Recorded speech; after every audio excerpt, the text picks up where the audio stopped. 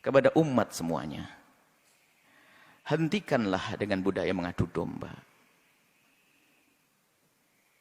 Habaib diadu domba dengan habaib. Habaib dengan ulama. Ormas dengan ormas. Hati-hati, ada Allah. Jika Anda menyebarkan sebuah berita tapi niatnya jelek, ada hitungannya di hadapan Allah. Allah akan porak-porandakan di dalam diri kita sendiri. Kita tidak bisa mengancam dengan senjata. Kami hanya mengingatkan ada Allah. Kita tidak mengancam dengan apapun. Allah. Jangan mengadu domba antara habaib dengan habaib. Ulama-ulama. Kalau mengambil berita, sekiranya kalau itu maslahat Anda sebarkan. Tidak memotong omongan orang untuk diadu. Masya Allah. Khususnya para habaib adalah dzurriyyah Nabi SAW yang kita harus mencintai mereka. Apalagi menyebarkan berita-berita. Maka kepada umat semuanya, ayo ada hitungannya. Yang biasa mengadu domba, maka ketahuilah di dalam rumahnya pun pasti tidak semesra. Ingat, yang biasa menyebar berita-berita enggak karuan itu sebetulnya di rumahnya pun tidak mesra dia. Tidak akan indah di rumahnya. Dengan saudaranya mungkin rebutan waris dengan ini. Lihat, yang biasa menyebarkan fitnah begitu tuh. Yang suka nyebar fitnah-fitnah. Memfitnah para habaib, memfitnah para ulama itu, kalau dilacak dalam rumahnya enggak ada mesra. Itu enggak tegur sapa sama saudaranya berbulan-bulan, bertahun-tahun mereka. Mungkin tidak akur dengan bapaknya juga. Kenapa? Hati yang kotor itu. Lihat. Menfitnah habaib.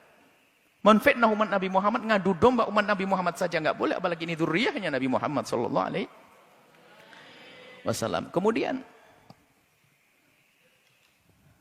ada karena marah dengan seperti Habib Rizik, marah dengan seperti ini, lalu sampai mengarah kepada perendahan kepada nasab, innalillah.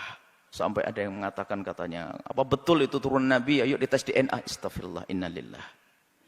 Menafikan, menolak nasab yang sudah jelas semacam itu, maka itu seperti mengqadzaf, menuduh orang melakukan zina, dosa besar.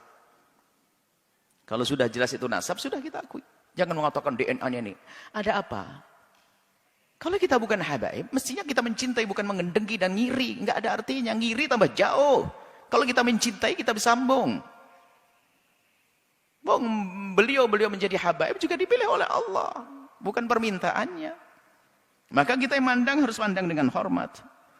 Adapun masalah jika ada yang kurang tepat di antara habaib salah, ya kita kewajiban menegur. Seperti kita menegur anak kita. Seperti di pondok kita ini banyak habaib, anak-anak habaib. Yang salah ya kita tegur. Tentunya dengan kasih dan cinta. Tapi kalau sudah mengarah kepada penolakan nasab, ini sudah ada kebenci dan ngiri. Ini adalah bahaya sekali. Hati-hati ini. Kemudian juga kepada pengikut-pengikut FPI. Jangan sampai Anda menodai Habib Rizik. Sepak terjang Anda harus benar-benar direstui Habib Rizik dan diketahui dan sesuai dengan apa yang ada di pikiran dan hati Habib Rizik. Kita tidak ingin ada sebagian orang melakukan satu tindakan ternyata mencoreng Habib Rizik. Ini menjadi masalah. Jangan sampai tujuan Habib Rizik yang mulia, yang istimewa ini ternodai oleh kita-kita apa orang-orang yang dengan perilaku yang terburu-buru hanya mendahulukan hawa nafsu dan sebagainya. Nah ini maka di sini kita ingin bahwasanya perjuangan orang-orang seperti beliau ini, Habib Rizik ini bisa mulus, sukses. Kemudian nanti juga presidennya juga akhirnya juga sukses. Bangsa ini sukses, surgalah semuanya. Anda bercekcokan. Tinggal yang tersisa siapa? Orang yang sibuk ngadu domba, bermusuhan, caci maki dan sebagainya. Hidupnya begitu dia. Dia tidak mesra selamanya. Dan hendaknya antara ormas dengan ormas ini adalah untuk saling melengkapi. PFPI, ormas, NO, ormas. Nanti ada lagi ormas besar seperti Nahdlatul Wathon, ormas, Wasliyah, ormas. Tidak boleh jadi saling bermusuhan. Akan tapi ini adalah potensi umat Islam. Ingat, Anda punya Allah. Itu kekuatan.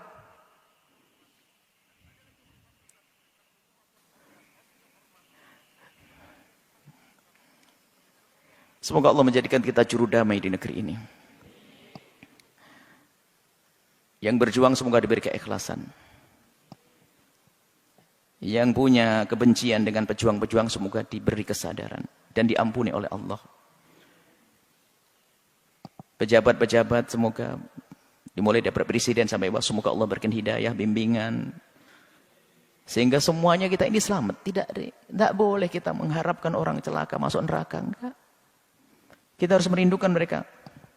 Nah, kalau semuanya atas dasar ini semuanya, kesadaran rindu kepada Allah, menganggap kebenaran sebagai kebenaran, maka semuanya akan beres. Yang menjadi masalah adalah kita dikuasai hawa nafsu. Kita tahu itu kebenaran hanya karena bertentangan dengan kepentingan pribadi saya, maka saya tolak. Enggak. Muncul kebencian-kebencian dengan para ulama, kebencian kepada para habaib, na'udzubillah. Adapun orang yang membenci Islam itu memang selalu ingin merusak Islam, itu urusan mereka dengan Allah, ada hukumannya nanti di akhirat.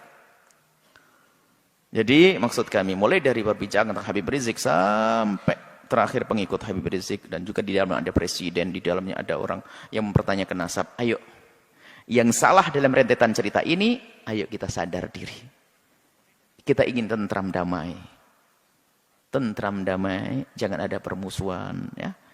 Kita dengar kalau itu kebenaran sebagai kebenaran.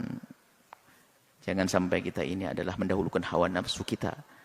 Ingat nasihat mulia dari guru mulia, kalau ingin berbicara, kalau ingin melangkah, kalau ingin berfatwa, kalau ingin mengeluarkan sebuah statement atau apapun, ukhruj min hadzi nafsik, keluarkan dari kepentingan hawa nafsumu. Hawa nafsu jabatan, hawa nafsu tahta, hawa nafsu. Kalau kita bebaskan itu, maka kita bisa ngomong jujur dan adil nanti insyaallah.